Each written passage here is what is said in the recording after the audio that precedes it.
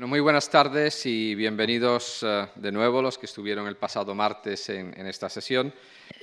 Como se acaba de explicar, la sesión de hoy está constituida, si me permiten la analogía, como si estuviéramos viendo una obra de teatro en 3 actos, es decir, tiene 3 partes. La primera será una parte musical, constituida, como tienen en el programa de mano, por 3 canciones que se cantarán en alemán. Es una traducción alemana de 3 poemas de Wilde. Recordarán que el día pasado comenté la aparición de su libro de poemas, pues estos 3 primeros poemas están tomados precisamente de ese libro, pero son Lieder, son versiones en alemán.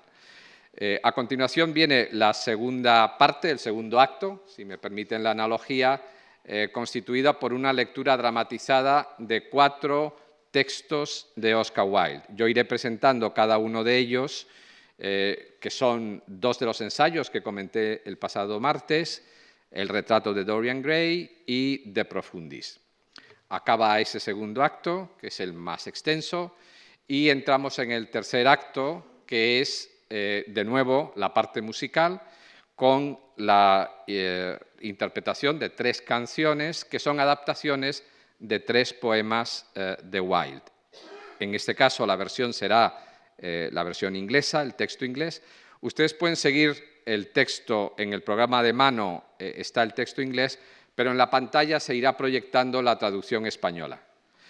Lo que les rogaría es que, bueno, como en una obra de teatro, que no aplaudan ustedes a mitad de la representación. Es decir, que si desean aplaudir, que lo hagan al finalizar cada parte, cada acto. Es decir, tras las 3 primeras canciones, tras toda la parte de lectura dramatizada y finalmente pues la última parte, que son otras 3 canciones. Pues dicho todo esto, vamos a dar comienzo ya, dándole la bienvenida a los músicos.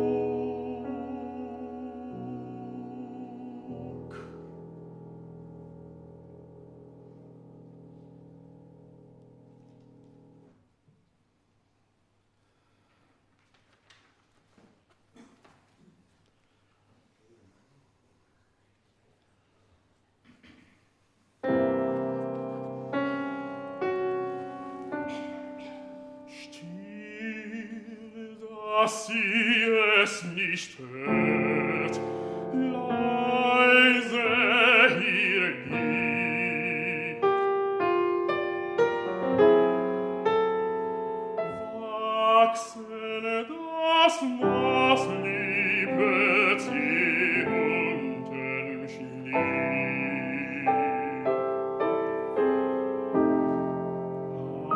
Ihr Hall wie Goldes rote Schraub, sie, die so jung und toll sank in den Staub.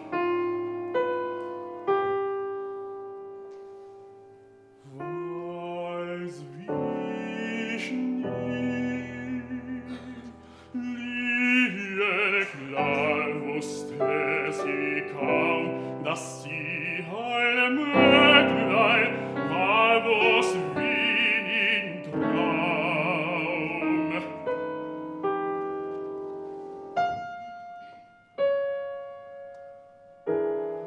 Sarg nun und schweren Stein lassen auf Stein. Ich quäl mein Herz allein, sie schlummert hin. Frieden nicht laufen Schwall, hält sie noch Liebe. Ihr rot mein Leben an.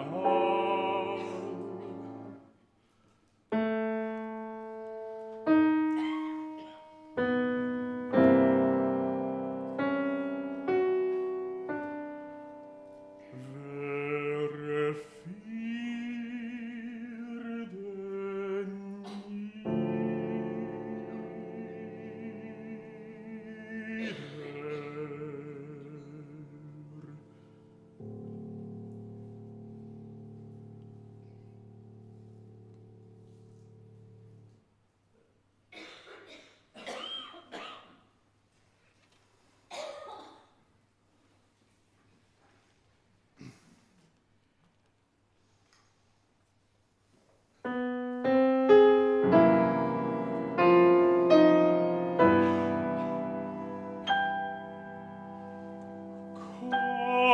Christus, hilf mir, reich mir deine Hand, in wilde Flotten ring mich in Gebet, als Simon auf den Sieg Genezareth. Der Wein des Liebes rinnt dahin im Sand.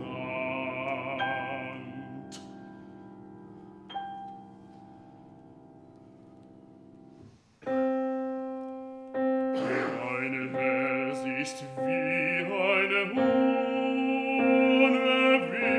unwisstes Land, wo alles Gute hinstarrt.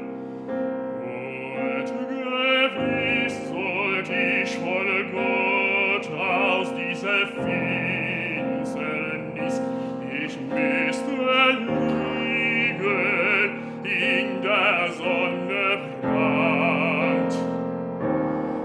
Wenn er schläft, vielleicht sich voll Turjat wie Wahl. Wenn alle Tag von Karmals Felsen sollen seine Propheten jenen Namen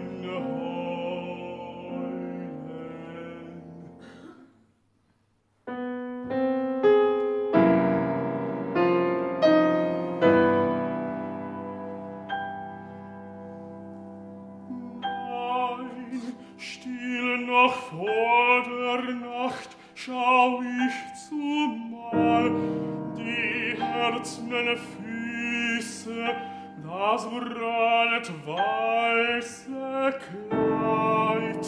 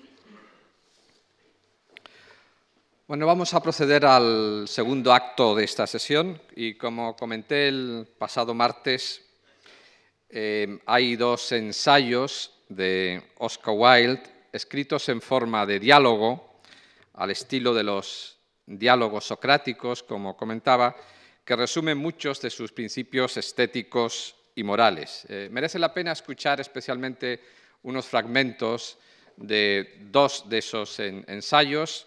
Recordarán que comenté ambos, La decadencia de la mentira y El crítico como artista.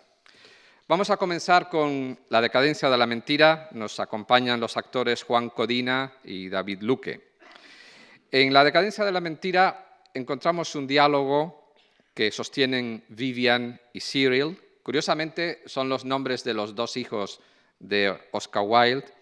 El primero de ellos, Vivian, encarna el intelectual que corrige las ideas tópicas e ingenuas que tiene el segundo, Cyril, sobre la preponderancia de la naturaleza sobre el arte. Vivian ha estado todo el día encerrado en la biblioteca de una casa de campo en Nottingham, escribiendo un artículo titulado La decadencia de la mentira, una protesta. Y entonces hace su aparición Cyril, que viene de la terraza y que le invita a echarse sobre la hierba, a fumar y a disfrutar de la naturaleza. En ese momento, que es el inicio del artículo y la escena a la que vamos a asistir, se entabla el diálogo entre los dos. Y a las preguntas que formula Cyril, contesta a veces Vivian leyéndole algunos fragmentos de su artículo. El fondo principal de la cuestión que defiende aquí Oscar Wilde es bien conocido y hoy plenamente aceptado en el ámbito posmoderno y postestructuralista, es decir, que no vemos ni experimentamos la naturaleza como algo ajeno o independiente del modelo o espejo que tomemos para mirarla. Escuchemos este diálogo. Pasa usted demasiado tiempo encerrado en la biblioteca, querido. Hace una tarde magnífica y el aire es tibio. Flota sobre el bosque una bruma rojiza como la flor de los ciruelos. Vayamos a tumbarnos sobre la hierba, nos fumaremos un cigarrillo y gozaremos de la madre naturaleza. Gozar de la naturaleza. Antes que nada, quiero que sepa que he perdido esa facultad por completo. Dicen las personas que el arte nos hace amar aún más a la naturaleza, que nos revela sus secretos y que una vez estudiados estos concienzudamente, según afirman Corot y Constable, descubrimos en ella cosas que antes escaparon a nuestra observación. A mi juicio, cuanto más estudiamos el arte, menos nos preocupa la naturaleza. Realmente lo que el arte nos revela es la falta de plan de la naturaleza, su extraña tosquedad, su extraordinaria monotonía, su carácter completamente inacabado. La naturaleza posee indudablemente buenas intenciones, pero, como dijo Aristóteles hace ya tiempo, no puede llevarlas a cabo. Cuando miro un paisaje, me es imposible dejar de ver todos sus defectos, a pesar de lo cual es una suerte para nosotros que la naturaleza sea tan imperfecta, ya que de no ser así, el arte no existiría. El arte es nuestra enérgica protesta, nuestro valiente esfuerzo para enseñar a la naturaleza cuál es su verdadera función. En cuanto a eso de la infinita variedad de la naturaleza, eso no es más que un mito. La variedad no se puede encontrar en la naturaleza misma, sino en la imaginación, en la fantasía o en la ceguera cultivada de su observador. Bueno, pues no contemple usted el paisaje. Túmbese sobre la hierba para fumar y charlar. Es que me resulta tan incómoda la naturaleza. Siento la hierba dura y húmeda llena de asperezas y de insectos negros y repulsivos. Pero no me quejo de ello. No, con una naturaleza cómoda, la humanidad no hubiera tenido la necesidad de inventar la arquitectura. Y a mí me gustan más las casas que el aire libre. En una casa se tiene siempre la sensación de las proporciones exactas. Todo en ella está supeditado, dispuesto, construido para uso y goce nuestros. El propio egoísmo, tan necesario para el sentido auténtico de la dignidad humana, proviene siempre de la vida interior. De puertas afuera se convierte uno en algo abstracto, impersonal. Nuestra propia personalidad desaparece. Y además, la naturaleza es tan indiferente y despreciativa. Cada vez que me paseo por este parque me doy cuenta de que le importo lo mismo que el rebaño que pasta en una ladera, o que la bardana que crece en la cuneta. La naturaleza odia a la inteligencia. Esto es evidente. Pensándolo bien, es la cosa más malsana que hay en el mundo. Y la gente muere de esto como de cualquier otra enfermedad. Por fortuna, en Inglaterra, al menos, el pensamiento no se contagia. Debemos a nuestra estupidez nacional el ser un pueblo físicamente magnífico. Confío en que algún día seremos capaces de conservar durante largos años futuros esa gran fortaleza histórica, aunque temo que empezamos a refinarnos demasiado. Incluso los que son incapaces de aprender se han dedicado a la enseñanza.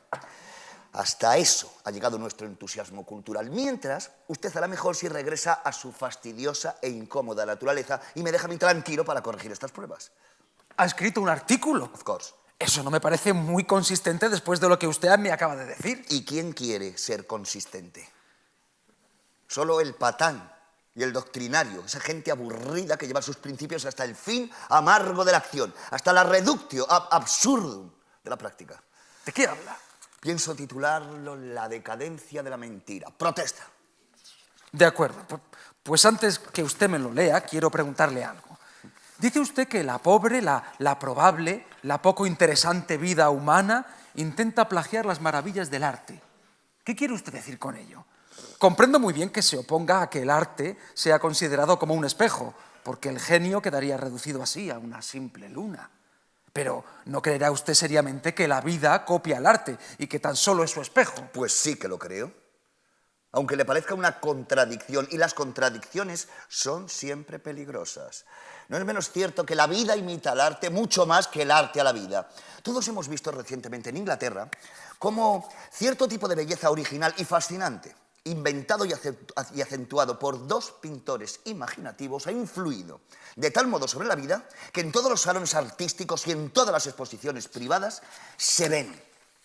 Un gran artista inventa un tipo que la vida intenta copiar y reproducir bajo una forma popular como un editor, emprendedor. Ni Holbein, ni Van Dyck encontraron en Inglaterra lo que nos dejaron.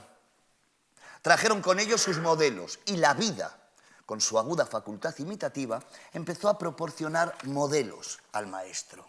He de admitir que la teoría es muy interesante, pero para completarla necesita usted demostrar que la naturaleza es como la vida, una imitación del arte. ¿Podría hacerlo? Claro que podría, mi querido amigo. Así que la naturaleza sigue al paisajista y copia todos sus efectos. Así es. ¿A quiénes sino a los impresionistas debemos esas admirables brumas oscuras que caen suavemente en nuestras calles, esfumando los faroles de gas y transformando las casas en sombras espantosas? ¿A quiénes, sino a ellos, a su maestro, debemos las difusas nubes plateadas que flotan sobre nuestros ríos, formando sutiles masas de una gracia moribunda, con el puente en curva y la barca balanceándose? El cambio extraordinario por qué ha pasado el clima de Londres durante estos 10 últimos años se debe por entero a esa escuela artística particular. Ah, le hace gracia. Pero considera el tema desde el punto de vista científico o metafísico y verá que tengo razón. En efecto, ¿qué es la naturaleza? No es la madre que nos dio la luz. Es creación nuestra. Despierta ella a la vida en nuestro cerebro. Las cosas existen porque las vemos. Y lo que vemos y cómo lo vemos depende de las artes que han influido sobre nosotros. Mirar una cosa y verla son actos muy distintos. No se ve una cosa hasta que se ha comprendido su belleza. Entonces, y solo entonces, nace a la existencia. Ahora, la gente ve la bruma, no porque la haya, no, sino porque unos poetas y unos pintores le han enseñado el encanto misterioso de sus efectos. Nieblas han podido existir en Londres durante siglos. Hasta me atrevo a decir que no han faltado nunca, pero nadie las vio. Y por eso no sabemos nada de ellas. No existieron hasta el día en que el arte las inventó. Y actualmente confieso que se abusa de las brumas. Se han convertido en burdo amaneramiento de una pandilla y el realismo exagerado de su método provoca bronquitis en los imbéciles. Allí donde el hombre culto capta un efecto, el hombre ignorante coge un enfriamiento. Seamos pues humanos e invitemos al arte a que mire con sus admirables ojos hacia otro lado. El arte crea un efecto incomparable y único y luego pasa a otra cosa. La naturaleza, olvidando que la imitación puede vertirse en la forma más sincera del insulto, se dedica a repetir ese efecto hasta hastiarnos. Hoy, sin ir más lejos, no hay nadie verdaderamente culto que hable ya de la belleza de una puesta de sol. Los atardeceres han pasado de moda totalmente. Pertenecen a la época en que Turner era la última palabra en cuestiones de arte. Admirarlas es una clara señal de provincianismo. Por otra parte, van desapareciendo. Anoche, Miss Arundel insistió para que fuera yo a la ventana a contemplar un cielo de gloria, según sus palabras. Obedecí, naturalmente, porque es una de esas filisteas absurdamente bonitas a las que uno no puede decir que no. ¿Y qué es lo que vi? Pues sencillamente un Turner bastante mediocre. Un Turner de la mala época, donde todos los defectos del pintor estaban exagerados, acentuados hasta el límite. Pero cuando el arte sea más variado, la naturaleza será también más variada, que imita al arte. No creo que puedan negarlo, ni su peor enemigo. Es su único punto de contacto con el hombre civilizado. Bueno, hasta aquí este ensayo. En el segundo, el crítico como artista, tenemos de nuevo dos personajes. Esta vez son Gilbert, que actúa como portavoz o alter ego de Oscar Wilde y que se nos presenta al principio tocando el piano, y Ernest, que es quien pone en cuestión muchas de las fascinantes ideas de su amigo. Como decía el pasado martes, no solo el nombre de este último, Ernest, sino también el ambiente elegante y el tono de la conversación evocan la atmósfera de esa gran comedia de salón que es la importancia de llamarse Ernesto. Y no es seguramente inapropiado que para abordar un tema como el arte se requiere no solo profundidad y alcance en el tratamiento que se haga de él, sino asimismo elegancia y arte en la expresión de los argumentos. Gilbert ensalza la virtud de la crítica como el arte de la palabra, tan cultivada en Grecia y considerada como superior a la pintura o a la escultura, en contra de la idea que presenta Ernest de que en épocas de grandes obras artísticas como la Grecia antigua, la crítica no tuvo ninguna función destacada. En esa defensa de la crítica se nos dice que no existe realmente una oposición entre las facultades creativas y las críticas, porque ambas van de la mano. Y de hecho, el crítico es el que crea las formas nuevas a través de la reflexión y la conciencia crítica sobre el arte. Lo que subyace en este diálogo es ese principio de Wilde de la primacía del arte sobre la vida, que además aquí ese principio se va a ver reforzado por otra oposición binaria, que es la preponderancia del pensamiento sobre la acción. De hecho, Wilde le puso un subtítulo a este diálogo que decía así: algunas observaciones sobre la importancia de no hacer nada. Pero, bueno, escuchemos ya retazos de esta conversación entre Gilbert y Ernest, que se hallan en una biblioteca, lo estamos viendo, de una casa en Piccadilly, y Gilbert, recordemos, es la voz de Oscar Wilde, está sentado ahora delante del piano, me parece que está a punto de levantarse.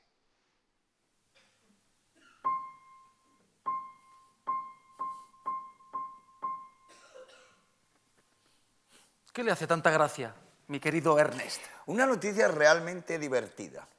La acabo de leer ahora mismo en este libro de memorias que tiene sobre el escritorio. ¿De qué libro hablas? Ah, sí. ¿Y te gusta?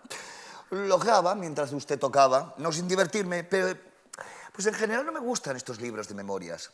Se trata normalmente de autores que han perdido completamente la memoria o que no han hecho nunca nada digno de ser recordado.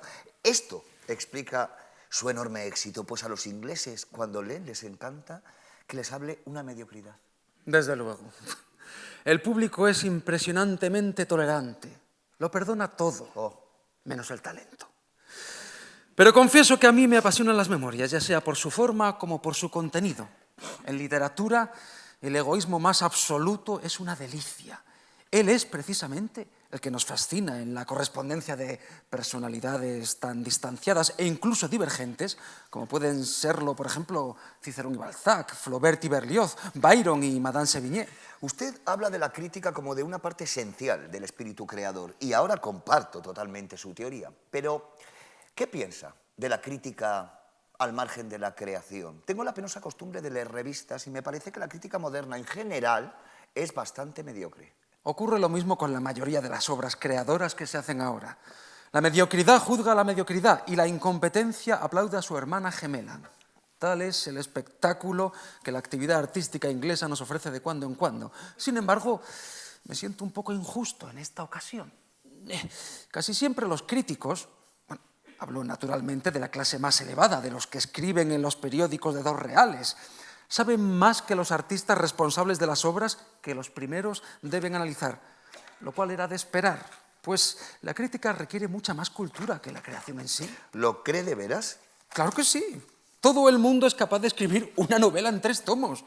Basta para ello una completa ignorancia de la vida y de la literatura.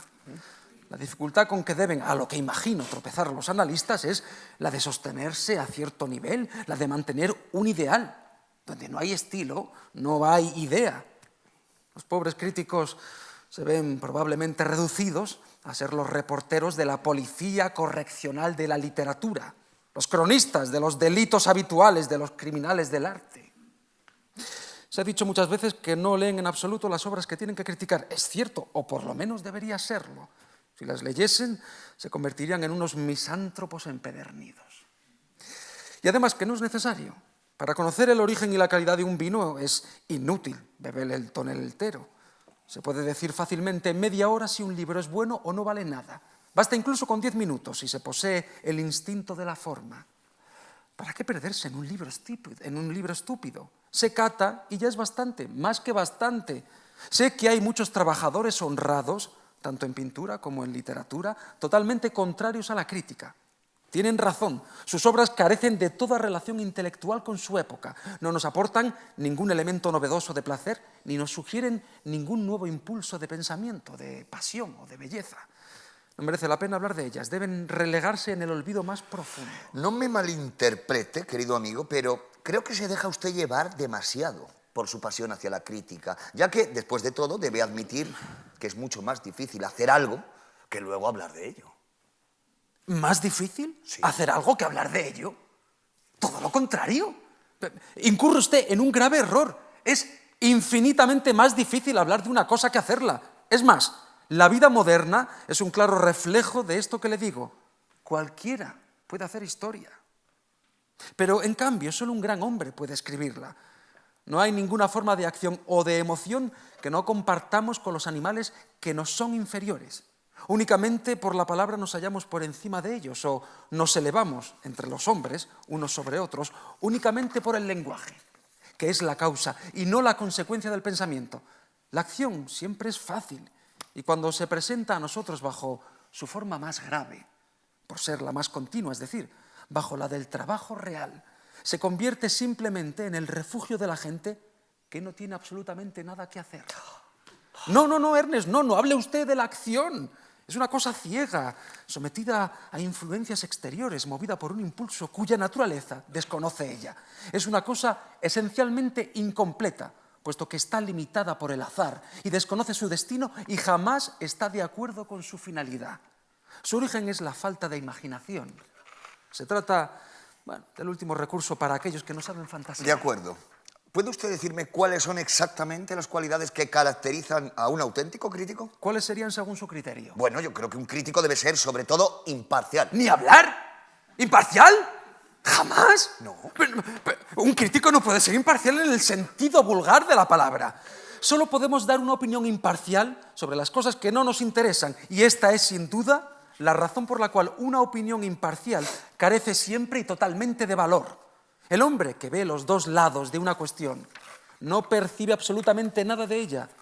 El arte es una pasión y en materia de arte el pensamiento está inevitablemente coloreado por la emoción, fluida más bien que helada, y que, como depende de unos estados de alma sutiles y de unos momentos exquisitos, no puede comprimirse en la rigidez de una fórmula científica o de un dogma teológico.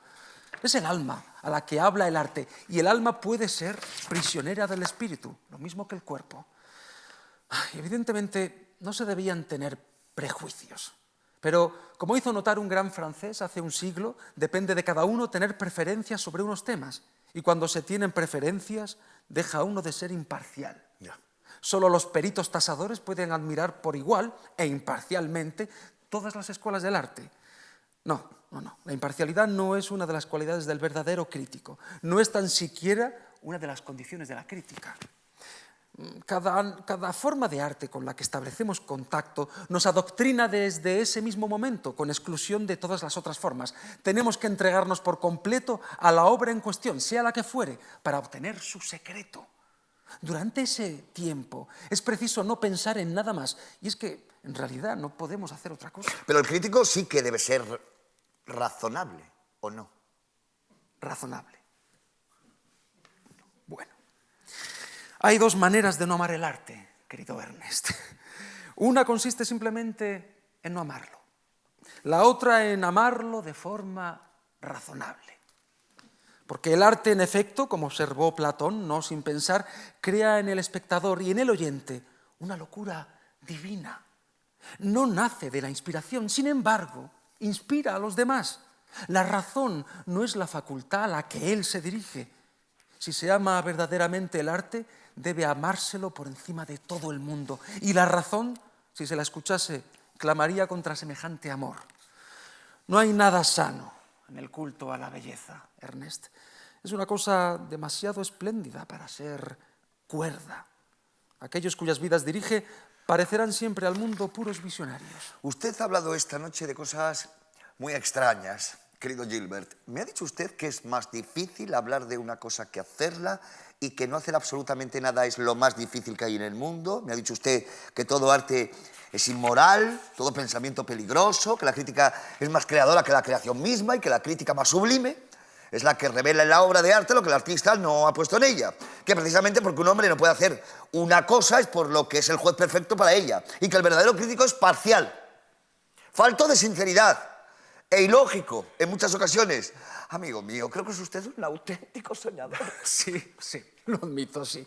Soy un soñador, porque solo el que sueña puede hallar su camino bajo la luz de la luna y, como castigo, ve la aurora antes que el resto de los mortales. ¿Como castigo? Sí, y también como recompensa.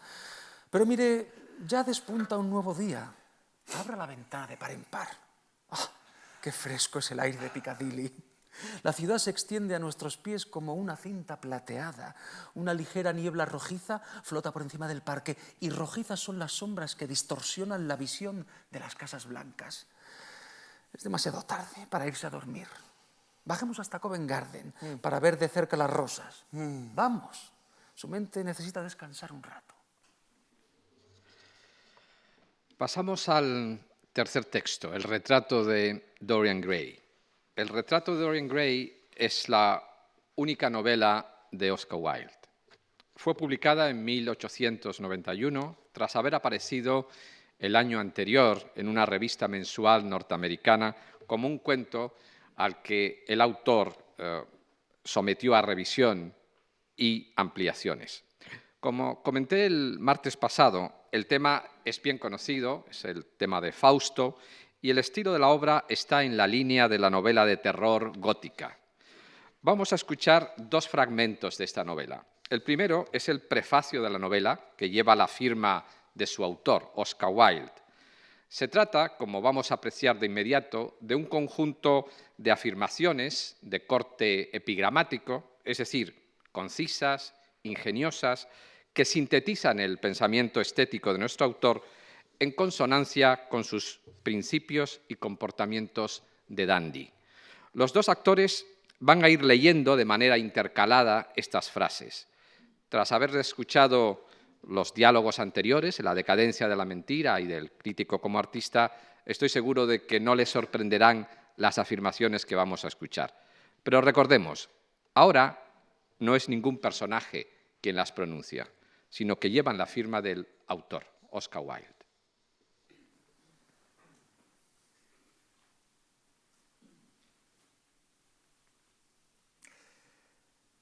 El artista es creador de belleza. Revelar el arte y ocultar al artista es la meta del arte. El crítico es quien puede traducir de manera distinta o con nuevos materiales su impresión de la belleza. La forma más elevada de la crítica y también la más rastrera es una modalidad de autobiografía. Quienes descubren significados ruines en cosas hermosas están corrompidos, sin ser elegantes, lo que es un defecto. Quienes encuentran significados bellos en cosas hermosas son espíritus cultivados. Para ellos hay esperanza. Son los elegidos, y en su caso las cosas hermosas solo significan belleza. No existen libros morales o inmorales. Los libros están bien o mal escritos, eso es todo. La versión del siglo por el realismo es la rabia de Calibán al verse la cara en el espejo. La versión del siglo por el romanticismo es la rabia de Calibán al no verse la cara en un espejo. La vida moral del hombre forma parte de los temas del artista, pero la moralidad del arte consiste en hacer un uso perfecto de un medio imperfecto. Ningún artista desea probar nada, incluso las cosas que son verdad se pueden probar. El artista no tiene preferencias morales. Una preferencia moral en un artista es un imperdonable amaneramiento de estilo. Ningún artista es morboso. El artista está capacitado para expresarlo todo. Pensamiento y lenguaje son, para el artista, los instrumentos de su arte. El vicio y la virtud son los materiales del artista. Desde el punto de vista de la forma, el modelo de todas las artes es el arte del músico. Desde el punto de vista del sentimiento, el modelo es el talento del actor. Todo arte es a la vez superficie y símbolo. Quienes profundizan sin contentarse con la superficie se exponen a las consecuencias. Quienes penetran en el símbolo se exponen a las consecuencias. Lo que en realidad refleja el arte es al espectador y no a la vida. La diversidad de opiniones sobre una obra de arte muestra que esa obra es nueva, compleja y que está viva. Cuando los críticos disienten, el artista está de acuerdo consigo mismo. A un hombre le podemos perdonar que haga algo útil siempre que no lo admire. La única excusa para hacer una cosa inútil es admirarla profundamente. Todo arte es completamente inútil. Bueno, este es el prefacio. Vamos ahora a irnos al final de la novela, un final efectista que nos coloca frente al gran dilema del arte y la moral. El protagonista de la novela, como dije el martes pasado, es el joven y guapo Dorian Gray, que vive obsesionado por la belleza, es un ser narcisista y corrompido, dominado por todo tipo de vicios, insensible por completo a los sentimientos de los demás. El pintor Basil Hallward, que va a ser mencionado en el texto que escucharemos, es un artista puro y apasionado que pinta el retrato de Dorian, un retrato que se convierte misteriosamente en el sucedáneo del propio Dorian Gray. Todas las maldades y corrupciones de Dorian se van a ir reflejando en el rostro del cuadro y no en él. Pasan los años y es la imagen del cuadro la que envejece y en la que se manifiestan sus maldades y pecados. Llega incluso un día en que, tras discutir con el pintor, Dorian lo mata con un cuchillo y se deshace del cadáver. Luego le entran remordimientos y trata de corregir algunas de sus actuaciones, renunciando a su última conquista romántica, que es la hermosa joven Hetty Merton, de la que vamos a escuchar algo en este fragmento, e informa a su amigo Lord Henry de su propósito de enmienda. Y entonces lo que hace es que se dirige a la habitación donde mantiene oculto el retrato para comprobar si éste se ha visto alterado al cambiar él el rumbo moral de su vida. Y lo que vamos a escuchar es esa escena final en la que Dorian Gray se enfrenta al cuadro y la drástica decisión que toma. Es la voz del narrador la que nos lo cuenta.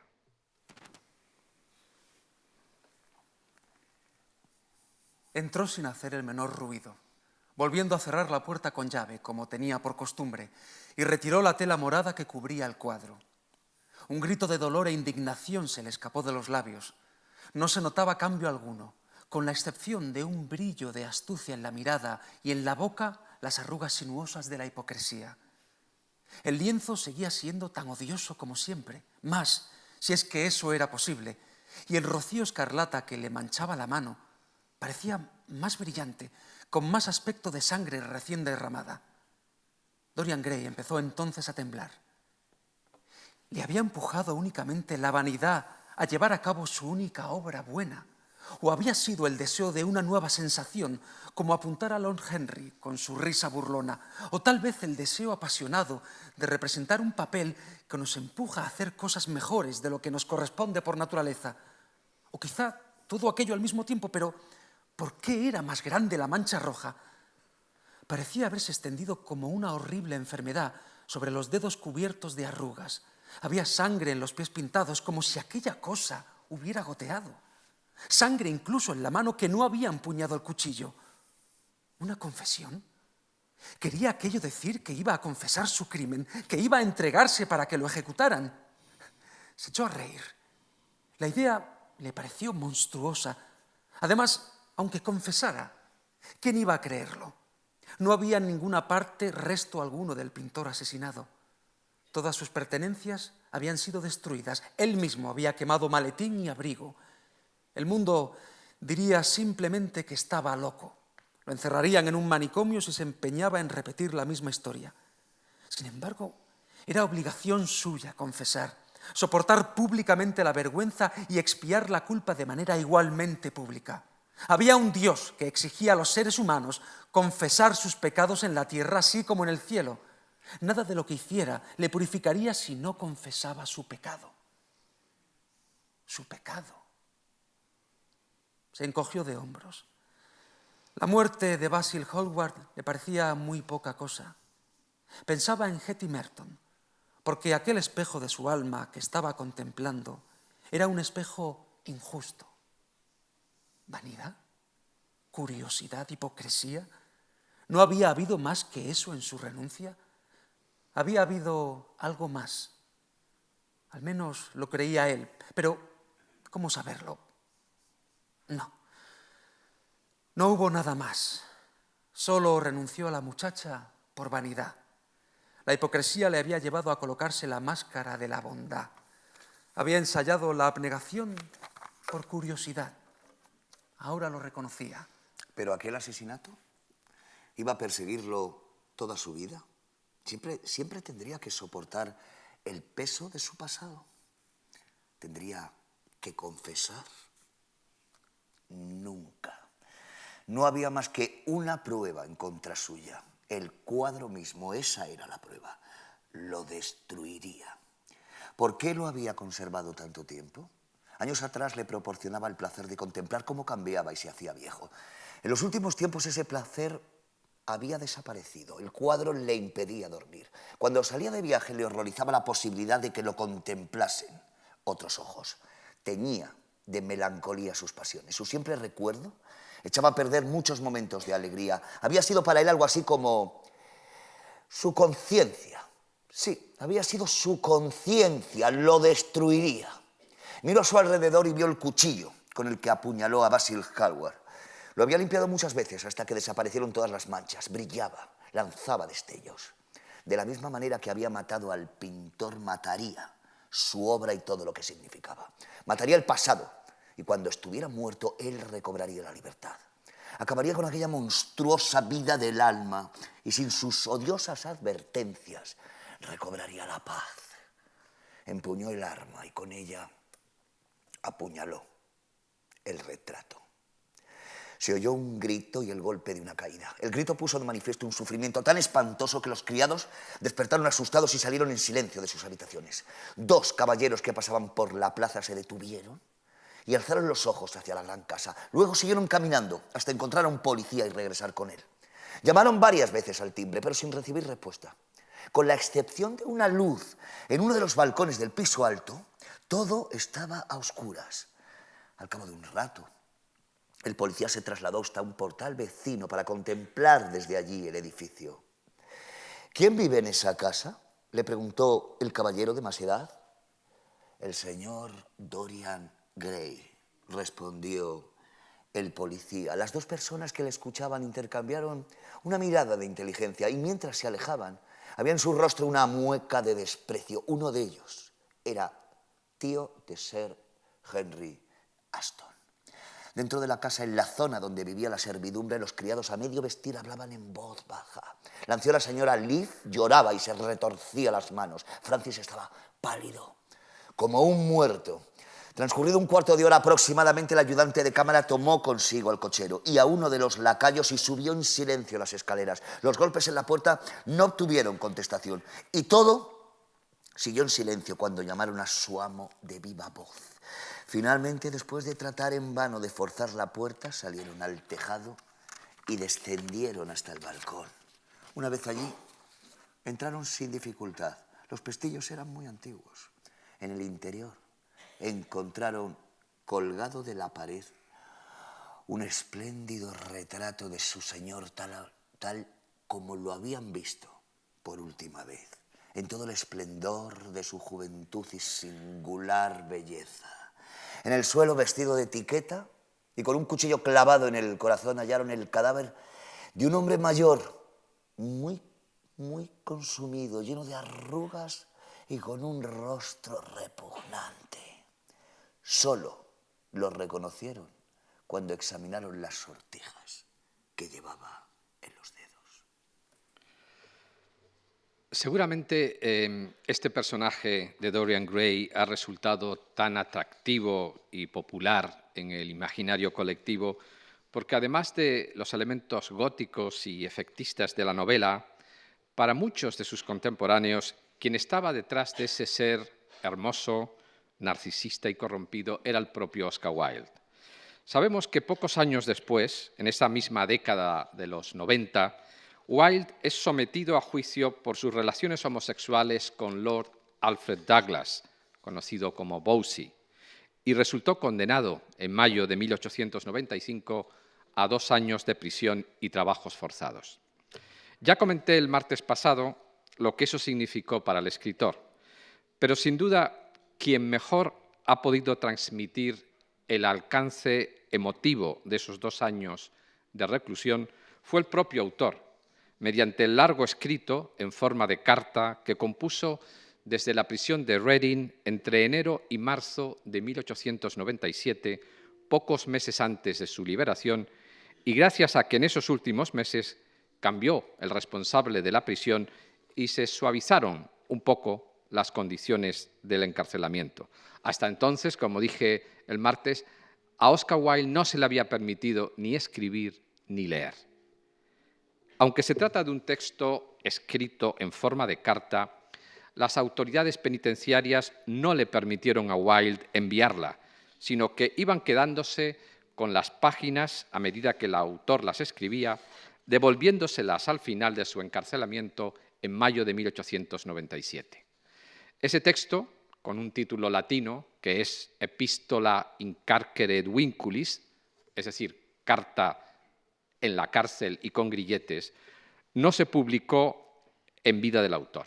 Como dije el pasado martes, apareció impreso por vez primera en 1905 con otro título que le dio su amigo, el periodista Robert Ross, mencionado, por cierto, en el fragmento que vamos a escuchar como Robbie.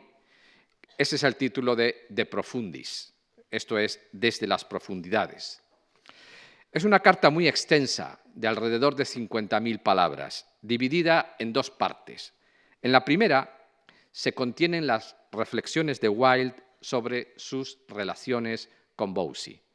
Y en la segunda hay unas reflexiones sobre la figura de Cristo como artista romántico, representación de la ansiedad espiritual que vivía nuestro autor.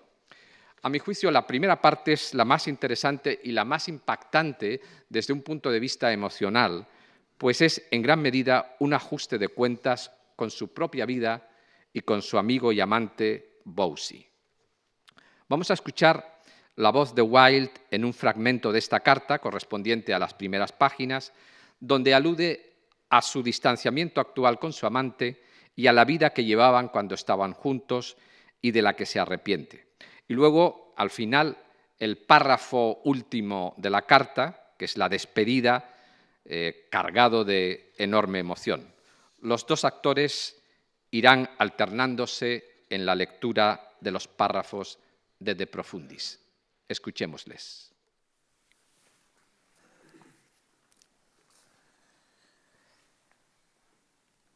Querido Bosie, después de larga e infructuosa espera, he decidido escribirte yo, tanto por ti como por mí. Pues no me gustaría pensar que he pasado 2 largos años de prisión sin recibir de ti ni una sola línea, ni aun noticia ni mensaje que no me dieran dolor. Nuestra infausta y lamentabilísima amistad ha acabado en ruina e infamia pública para mí.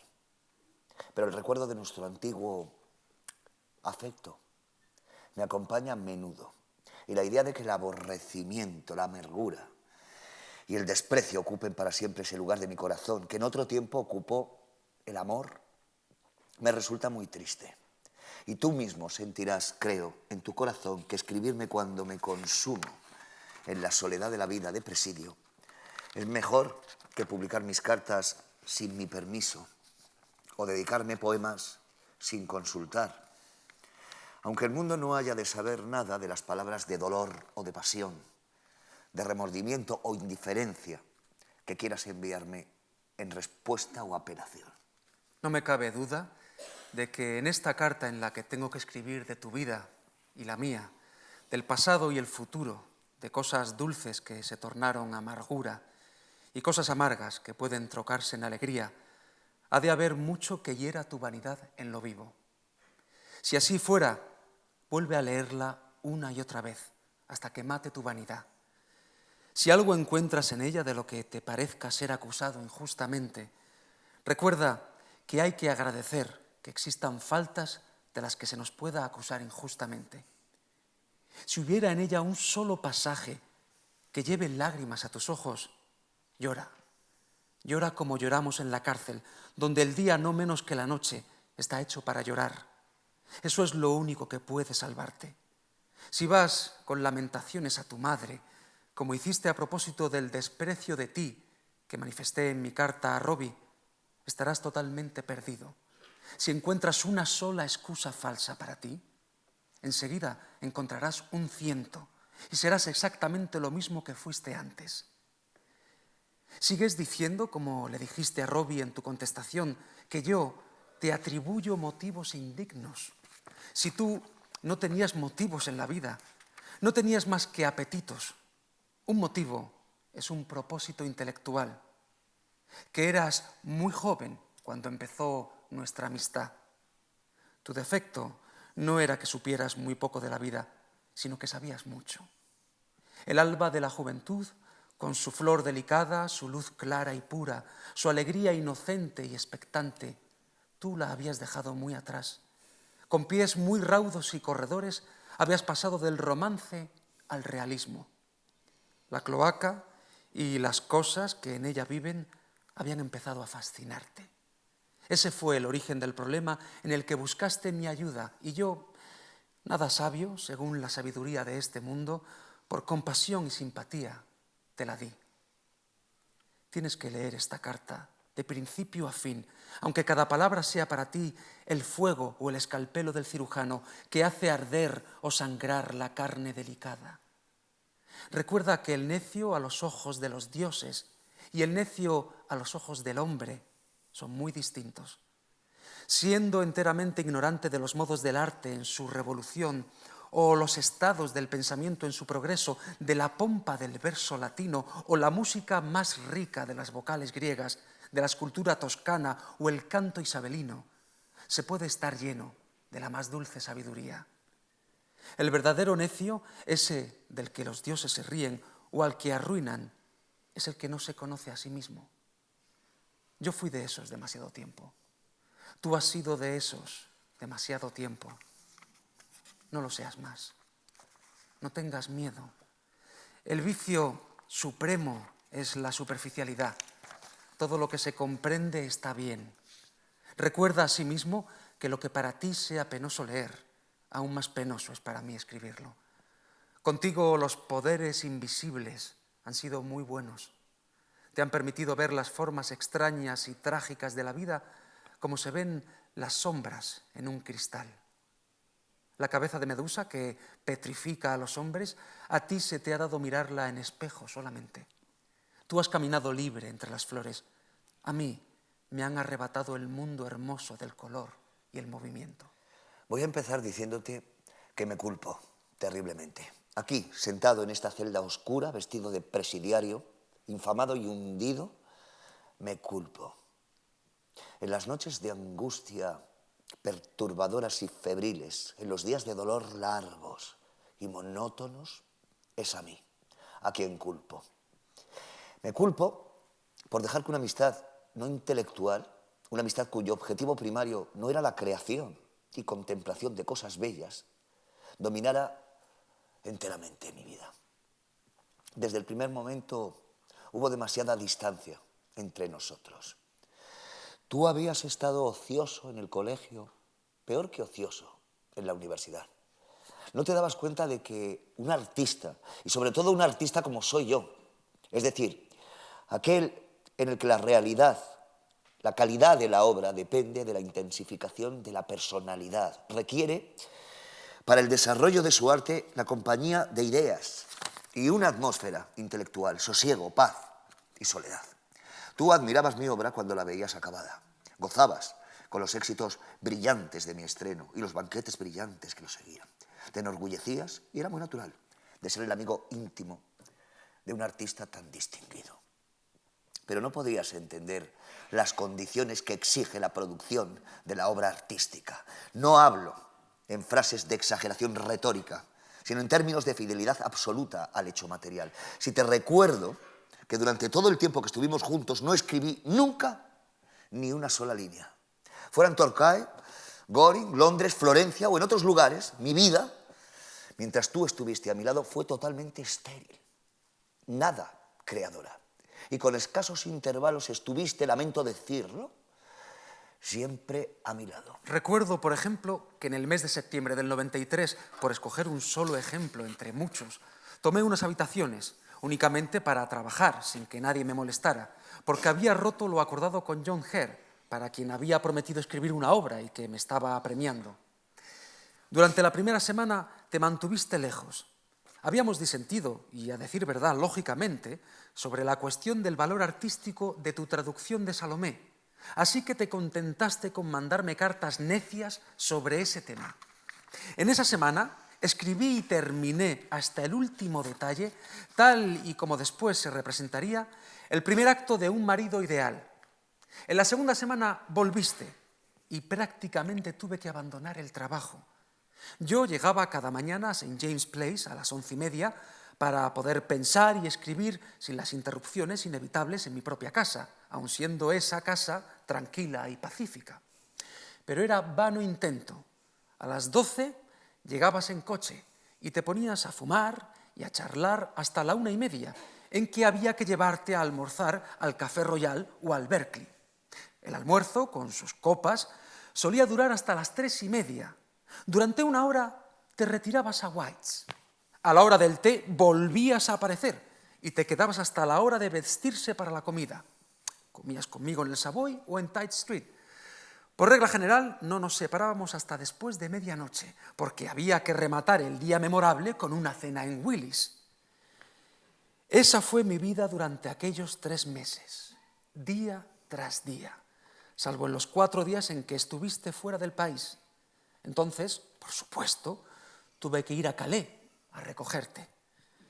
Para una persona de mi naturaleza y temperamento, era una posición a la vez grotesca y trágica.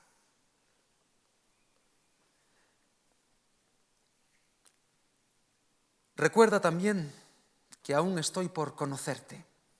Quizá estemos aún por conocernos. Acerca de ti no me queda más que una última cosa que decir. No te dé miedo el pasado. Si te dicen que es irrevocable, no lo creas. El pasado, el presente y el futuro no son sino un momento a la vista de Dios, a cuya vista debemos tratar de vivir. El tiempo y el espacio, la sucesión y la extensión son meras condiciones accidentales del pensamiento. La imaginación puede trascenderlos y moverse en una esfera libre de existencias ideales. Las cosas, además, son en su esencia lo que queremos que sean. Una cosa es según el modo en que se la mire. Allí donde otros, dice Blake, no ven más que la aurora que despunta sobre el monte, yo veo a los hijos de Dios, clamando de alegría. Lo que para el mundo y para mí mismo parecía mi futuro, yo lo perdí irremisiblemente cuando me dejé incitar a querellarme contra tu padre. Me atrevo a decir que lo había perdido en realidad mucho antes. Lo que tengo ante mí es mi pasado. He de conseguir mirarlo con otros ojos, hacer que el mundo lo mire con otros ojos, hacer que Dios lo mire con otros ojos. Eso no lo puedo conseguir soslayándolo, ni menospreciándolo, ni alabándolo, ni negándolo. Únicamente se puede hacer aceptándolo plenamente como una parte inevitable de la evolución de mi vida y mi carácter, inclinando la cabeza a todo lo que he sufrido. ¿Cuán lejos estoy de la verdadera templanza de ánimo? Esta carta, con sus humores inciertos y cambiantes, su sarcasmo y su amargura, sus aspiraciones y su incapacidad de realizar esas aspiraciones, te lo mostrará muy claramente. Pero no olvides en qué terrible escuela estoy haciendo los deberes. Y aun siendo como soy, incompleto e imperfecto, aún así quizá tengas todavía mucho que ganar de mí. Viniste a mí para aprender el placer de la vida y el placer del arte. ¿Acaso se me haya escogido para enseñarte algo que es mucho más maravilloso? El significado del dolor y su belleza. Tu amigo que te quiere, Oscar Wilde.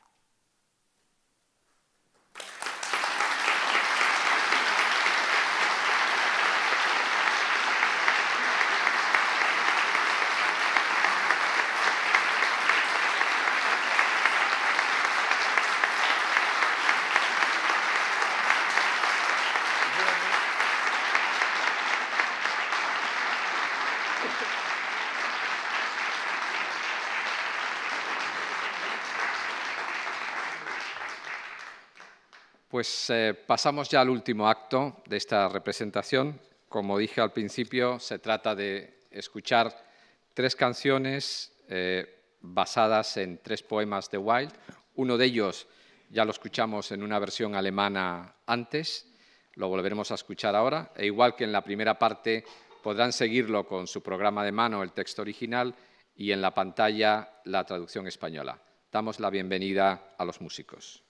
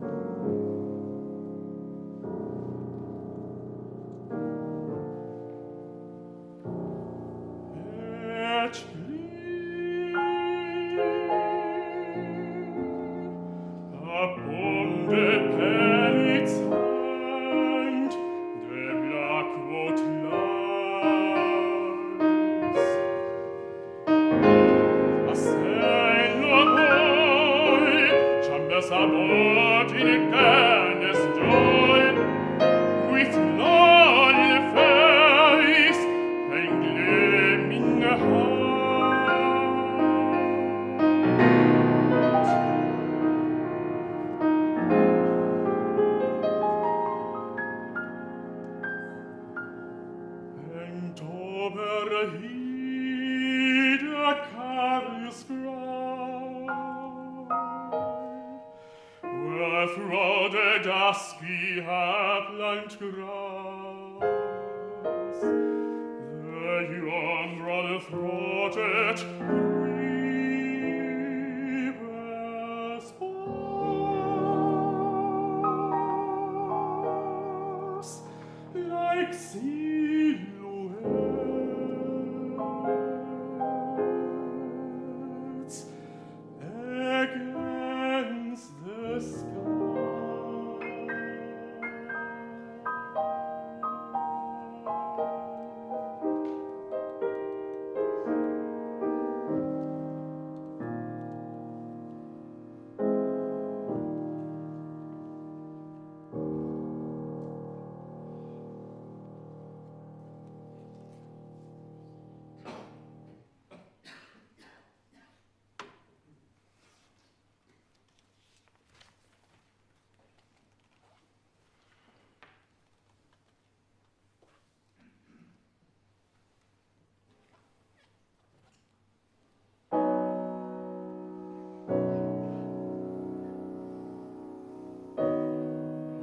And omnibus across the bridge cross like a yellow butterfly,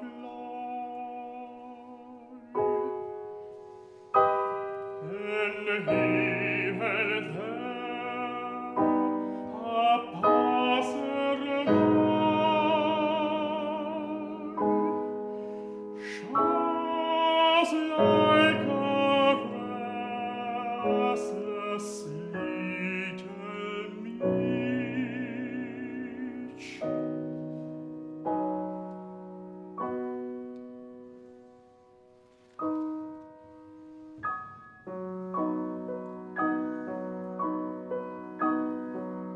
Meek barges full of yellow hay, and off against the shadowy wharf, and like a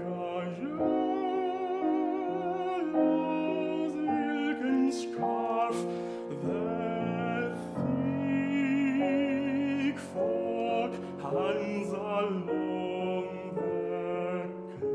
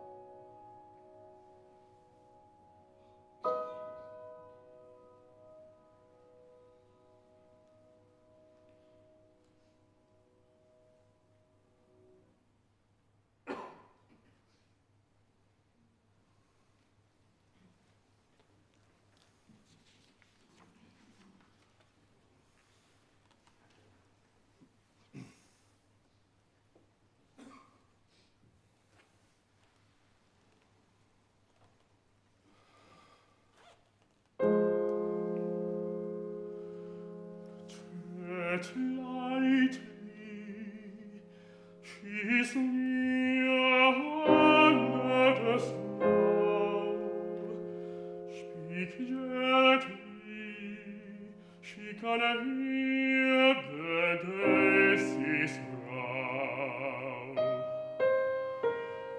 O'er her bright golden hair, tarnished with rust, she that was young and fair, fallen to dust.